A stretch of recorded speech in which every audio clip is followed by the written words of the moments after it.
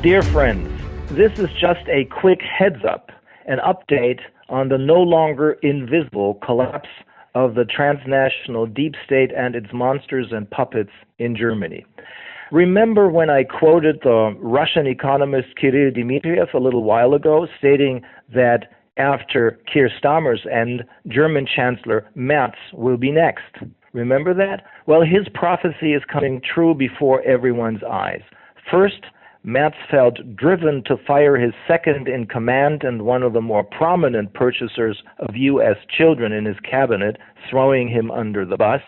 Then he wanted to take this opportunity to elegantly reshuffle his cabinet, thereby showing leadership and how he's in full control of his party, the CDU. Well, that went wrong. Just like everything else, this strange and now toxic man or being has touched over the past year or so.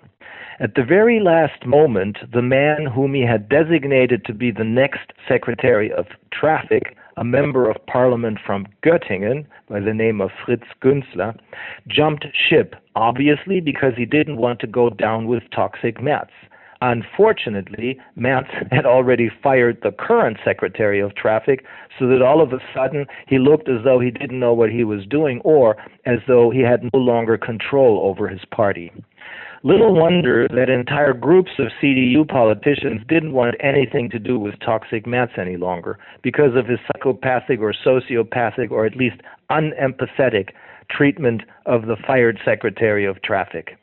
He was lucky that the man whom toxic Merz wanted to be his new Secretary of Health, and who had declared only 1 year earlier that he, an economist, knew nothing about health and therefore would not want to be a Secretary of Health, sadly agreed to commit political suicide.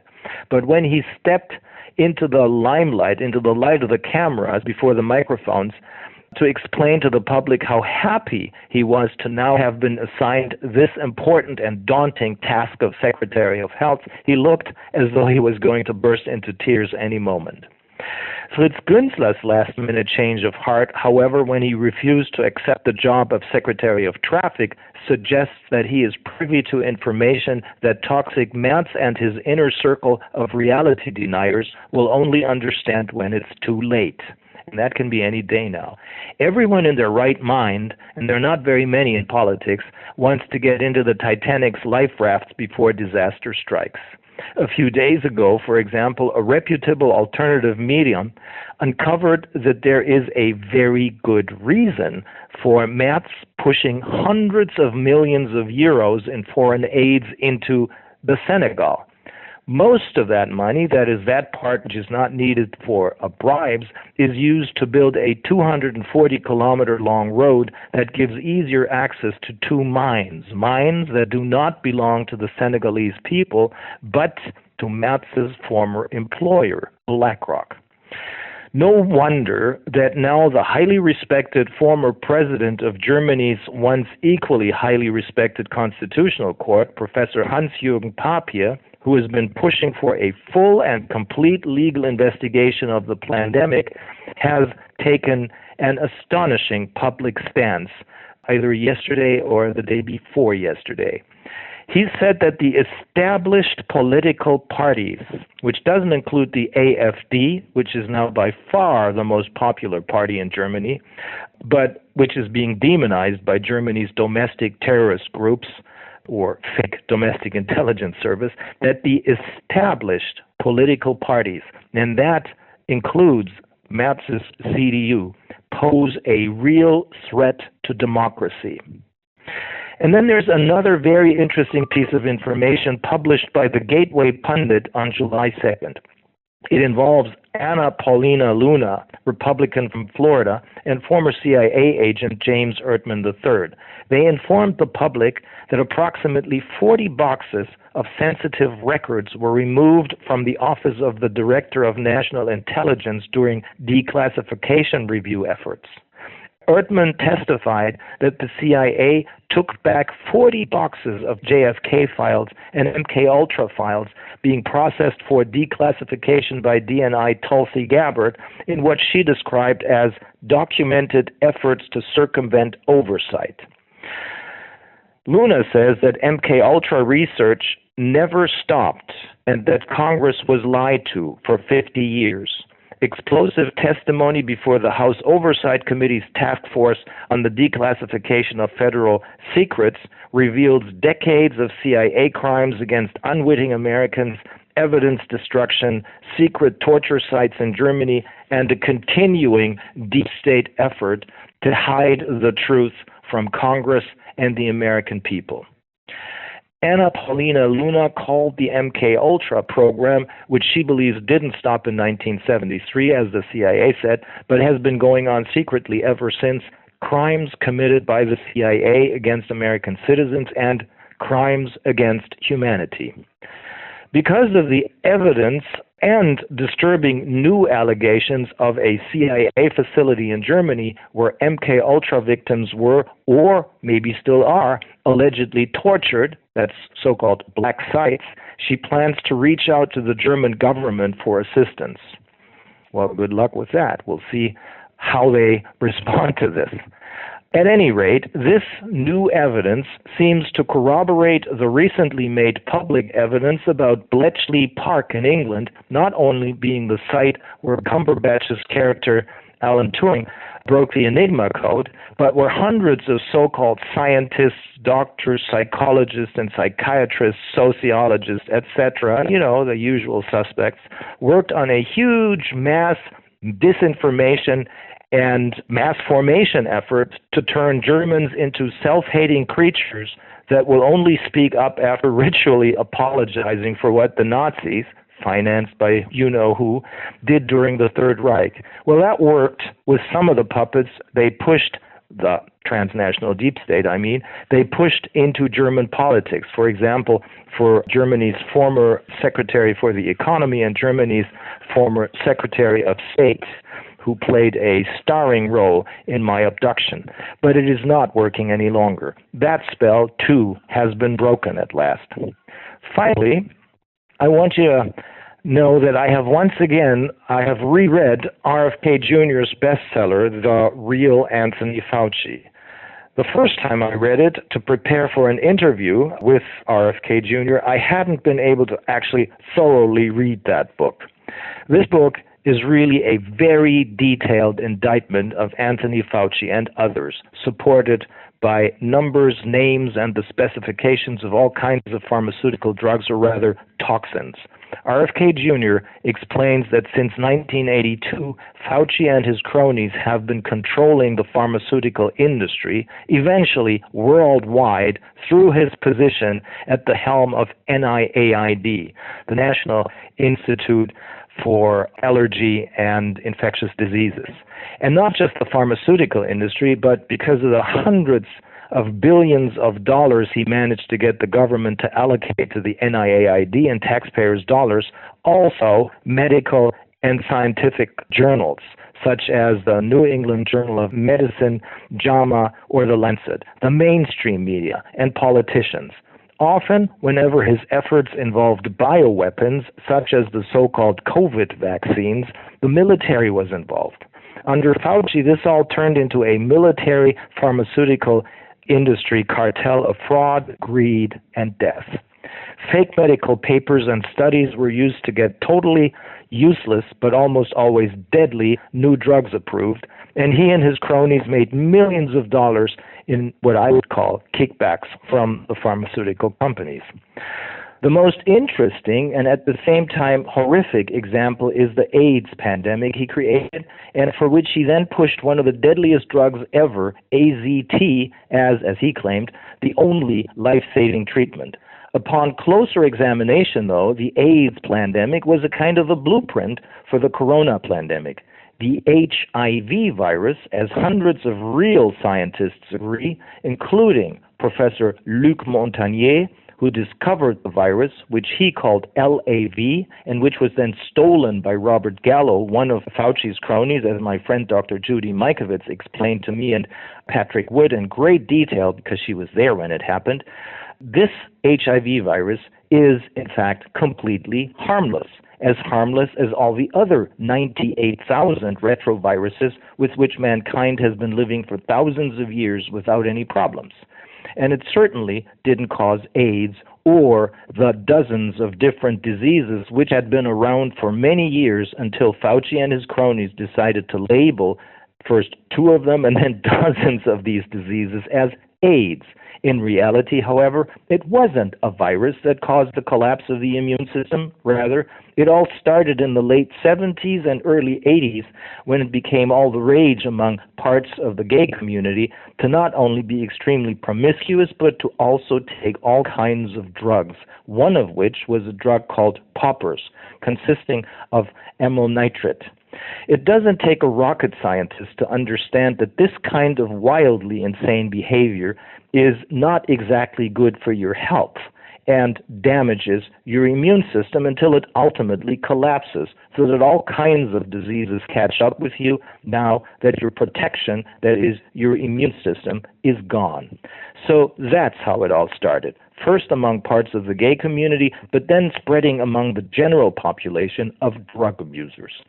But Fauci, Robert Gallo, and their co-conspirators suppressed this evidence, realizing that if they could make this massive problem of drug abuse and its lethal consequences into a new disease, which they called AIDS, and if they used the mainstream media and politicians for an equally massive assault of panic-mongering on the general population that would create cries for help, and cries for help from the pharmaceutical industry translates into a bonanza of billions of dollars for a new drug. And so these conspirators against humanity came up with one of the deadliest or the deadliest drug ever produced, AZT. This toxic drug never helped anyone, not anyone but the pharmaceutical industry, and killed thousands and thousands because at the same time that Fauci was pushing his drug as the only way out, he and the scientific journals, mainstream media, and politicians controlled by him demonized anyone who tried to call attention to the fact that there were, of course, real drugs and real treatment that really did help against all of these diseases that resulted from the breakdown of the immune system. And here's a not really fun fact. The glass vials for the amyl nitrate called poppers, and then even the drug poppers itself, were produced by a drug company that was then called Wellcome. I believe it's now GlaxoSmithKline, the very same company that then produced the killer AZT. One begins to wonder if this is really only about money or about monstrous, almost satanic killings, or both. Surprisingly, this extremely deadly for the people and at the same time extremely profitable for the pharmaceutical industry fraud could have been stopped in the late 80s already, when a group of highly regarded, up until they spoke up, highly regarded scientists and real journalists brought to light what I just summarized. Chief among these scientists and medical doctors was Dr. Peter Duisberg, a famous German-born wunderkind who had been a highly respected doctor and scientist up until the moment he decided to go public with his knowledge and criticism. With the help of Fauci's henchmen in the scientific journals, the mainstream media, and in politics, he was not only sidelined, but rather his reputation was deliberately destroyed, so that ultimately he wasn't even able to get any funding for any of his scientific projects any longer, and became a pariah. One of the journalists who fell victim to these same tactics of Fauci is my friend Celia Farber. But I am certain that we are now able to rehabilitate them and their reputation. Fauci will not survive the current hearings, and he knows it, as he refuses to answer any questions and instead resorts to taking the fifth, that is, He uses his Fifth Amendment right to refuse to answer questions because he cannot be forced to incriminate himself. That is, I believe, very telling in itself, and it is quite obviously a result of all the evidence that has been amassed against him by so many people, especially by RFK Jr. The reason why I'm absolutely certain that we are now able to rehabilitate all those victims of Fauci and his cronies, like Bill Gates, is that we now have all the evidence we need to go after them both under criminal law and under civil law. And that's because I and others were able to collect all that evidence, me through more than 400 interviews I did first for the Corona Investigative Committee and then for ICIC, the International Crimes Investigative Committee. And what started as a model grand jury investigation to show the world how it can be done is now ready to be rolled out as a Nuremberg 2.0 trial based on the American grand jury investigation. This can then be used as a blueprint for thousands and thousands of similar trials worldwide to hold the monsters and their puppets accountable for what they did during the pandemic. And this is exactly what the highly respected former president of the German Constitutional Court, Professor Hans-Jürgen Papier, has been calling for many years now, as I pointed out above. This will not only bring justice for all those who were murdered and mutilated or lost their businesses because of the insane corona measures, but it will also bring justice for all those who spoke up, trying to alert the public to what was happening and were silenced by Fauci and his monstrous machine and their worldwide puppets by demonizing them, waging lawfare against them, throwing them into jail, and demonetizing them. I'm talking about those more than 1,000 German doctors who, because they helped their patients escape Fauci's death trap of mask mandates and experimental killer shots, lost their licenses to practice medicine and or were incarcerated. As there is not a scintilla of doubt that this was due to Fauci's worldwide transnational deep state path of destruction of free speech and silencing critics. Neither do I have any doubt that it was he and, of course, the Biden administration that refused to let me re-enter the U.S. in late January of 2023 so that my wife and I were stranded in Mexico. And there's also no doubt in my mind that it was Fauci and his transnational deep state that had me abducted in Mexico by the German puppets and subjected to the fake trial and extreme measures of torture in prison. But once in a while, people like him and the rest of the transnational deep state bite off more than they can chew, or they mess with the wrong people. I'm talking about us, my friends, as we are all in this together. Now, many of you have asked me to summarize the somewhat complicated, but not really complicated, facts of my fake case so that they will be able to answer any questions that the deep state might ask in order to confuse them. So that's what I'll do over the next couple of days, and then I will publish this with my next statement because we expect at least one positive ruling in one of the 3 cases we filed next week. Finally, these are strange days, to quote a title of one of Catherine Bigelow's earlier movies. Strange days that we're all observing from our hurt lockers, to quote the title of another great movie directed by Catherine Bigelow. But these strange days are ending right now because we are now finally ready and able to stand up and fight monsters with the truth as our most powerful weapon.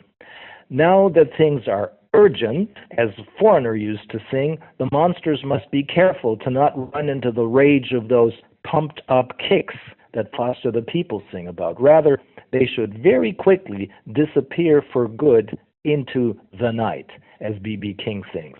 I'll see you all very, very soon.